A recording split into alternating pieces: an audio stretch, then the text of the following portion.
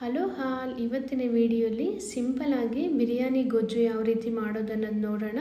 ಇದನ್ನು ನಾವು ರೈಸ್ ಜೊತೆ ಕೂಡ ತಿನ್ಬೋದು. ಸೇಮ್ ಬಿರಿಯಾನಿ ಫ್ಲೇವರ್ ಮತ್ತು ಟೇಸ್ಟನ್ನೇ ಕೊಡುತ್ತೆ ಇದು. ಮೊದಲಿಗೆ ಒಂದು ಕಡಾಯಿಗೆ 3-4 ಟೀ ಸ್ಪೂನ್ ಆಯಿಲ್ನ ಆ್ಯಡ್ ಮಾಡಿಕೊಂಡು ನಂತರ 2 ಬಿರಿಯಾನಿ ಎಲೆ, 3 ಚಕ್ಕೆ, 4 ಲವಂಗ, 2 ಎಲಾಚಿ, ಸ್ವಲ್ಪ ಸೋಂಪು, ಸ್ವಲ್ಪ ಕಸೂರಿ ಮೇಥಿ ಇವೆಲ್ಲವನ್ನು ಆ್ಯಡ್ ಮಾಡಿಕೊಂಡು ಆಯಿಲಲ್ಲಿ 1 ನಿಮಿಷಗಳ ಕಾಲ ಚೆನ್ನಾಗಿ ಫ್ರೈ ಮಾಡ್ಕೊಬೇಕು. ನಂತರ 2 ಮೀಡಿಯಮ್ ಸೈಜ್ ಆನಿಯನ್ನ ಉದ್ದುದಾಗಿ ಸಣ್ಣಗೆ ಕಟ್ ಮಾಡಿ ಅದನ್ನು ಕೂಡ ಆಯಿಲಲ್ಲಿ ಚೆನ್ನಾಗಿ ಫ್ರೈ ಮಾಡಬೇಕು.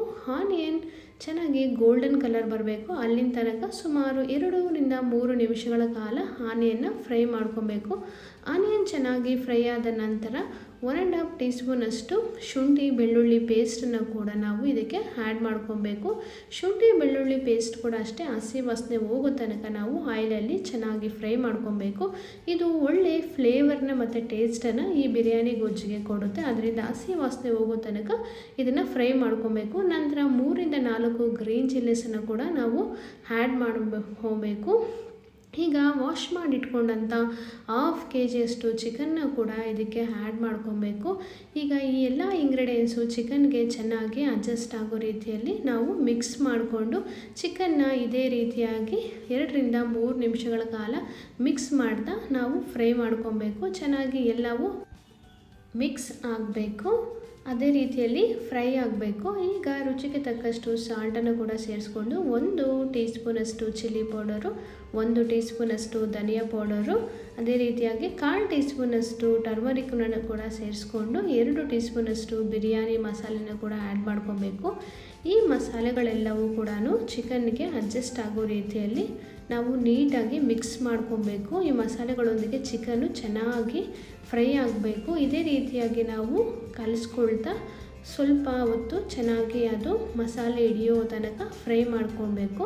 ಇದು ಫ್ರೈ ಆದ ನಂತರ ನಾವು ಈಗ ಕಟ್ ಮಾಡಿಕೊಂಡಂಥ 1 ಮೀಡಿಯಮ್ ಸೈಜ್ ಟೊಮೊಟೊ ಹಣ್ಣನ್ನು ಕೂಡ ಇದಕ್ಕೆ ಆ್ಯಡ್ ಮಾಡ್ಕೊಬೇಕು. ನಂತರ ಕಟ್ ಮಾಡಿಕೊಂಡಂಥ ಸ್ವಲ್ಪ ಪುದೀನ ಸೊಪ್ಪು, ಸ್ವಲ್ಪ ಕೊತ್ತಂಬರಿ ಸೊಪ್ಪನ್ನು ಕೂಡ ಆ್ಯಡ್ ಮಾಡಿಕೊಂಡು ಮತ್ತೊಂದು ಸಲ ಚೆನ್ನಾಗಿ ಮಿಕ್ಸ್ ಕೊಡ್ತಾ ಅದನ್ನು ಫ್ರೈ ಮಾಡ್ಕೊಬೇಕು.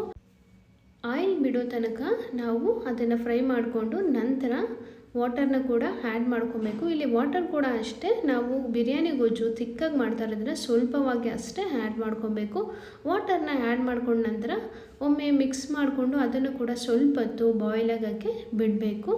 ನಂತರ ನಾನಿಲ್ಲಿ 2-3 ಟೀ ಸ್ಪೂನಷ್ಟು ಕರ್ಡನ್ನ ಕೂಡ ಆ್ಯಡ್ ಮಾಡ್ಕೊತಾ ಇದ್ದೀನಿ. ಕರ್ಡ್ ಇಲ್ಲ ಅಂದರೆ 1 ಟೀ ಸ್ಪೂನಷ್ಟು ಲೆಮನ್ನ ಕೂಡ ಆ್ಯಡ್ ಮಾಡ್ಕೊಬೇಕು. ಈಗ ಎಲ್ಲವನ್ನು ಒಳ್ಳೆ ಮಿಕ್ಸ್ ಕೊಟ್ಟು ಈಗ 7-8 ನಿಮಿಷಗಳ ಕಾಲ ಇದನ್ನು ಚೆನ್ನಾಗಿ ಬಾಯ್ಲ್ ಮಾಡ್ಕೊಬೇಕು.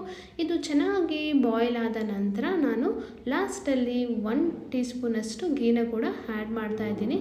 ಗೀ ಕೂಡ ಅಷ್ಟೇ ಆಪ್ಷನಲ್ಲು, ನಿಮ್ಗೆ ಇಷ್ಟ ಇದ್ದರೆ ಆ್ಯಡ್ ಮಾಡ್ಕೊಬೋದು, ಇಲ್ಲಾಂದರೆ ಸ್ಕಿಪ್ ಮಾಡ್ಕೊಬೋದು. ಬಟ್ ಗೀ ಒಳ್ಳೆ ಫ್ಲೇವರ್ನ ಕೊಡುತ್ತೆ ಮತ್ತು ತುಂಬಾ ಟೇಸ್ಟಿಯಾಗಿರುತ್ತೆ. ಈಗ ಆಲ್ಮೋಸ್ಟ್ ಬಿರಿಯಾನಿ ಗೊಜ್ಜು ರೆಡಿಯಾಗಿದೆ. ಈ ಗೊಜ್ಜು ತುಂಬಾ ಟೇಸ್ಟಿಯಾಗಿರುತ್ತೆ. ಸೇಮ್ ನಿಮಗೆ ಬಿರಿಯಾನಿ ಫ್ಲೇವರ್ನೇ ಕೊಡುತ್ತೆ. ಇದ್ರ ಮೇಲೆ ಬೇಕಾದರೆ ರೈಸ್ನ ಆ್ಯಡ್ ಮಾಡಿ 1-2 ನಿಮಿಷಗಳ ಕಾಲ ದಮ್ ಇಟ್ಕೊಂಡ್ರೆ ನಿಮಗೆ ಬಿರಿಯಾನಿನೇ ಆಲ್ಮೋಸ್ಟ್ ರೆಡಿ ಆಗಿಬಿಡುತ್ತೆ. ನಾವು ಈ ಬಿರಿಯಾನಿ ಗೊಜ್ಜನ್ನ ರೈಸೊಂದಿಗೆ ಮಿಕ್ಸ್ ಮಾಡ್ಕೊಂಡು ಕೂಡ ತಿನ್ಬೋದು ಮತ್ತು ಚಪಾತಿಯೊಂದು ಕೂಡ ತಿನ್ಬೋದು. ಈ ವಿಡಿಯೋ ನಿಮ್ಗೆ ಇಷ್ಟ ಆಗಿದ್ರೆ ಪ್ಲೀಸ್ ಲೈಕ್ ಮಾಡಿ, ಶೇರ್ ಮಾಡಿ, ಕಾಮೆಂಟ್ ಮಾಡಿ.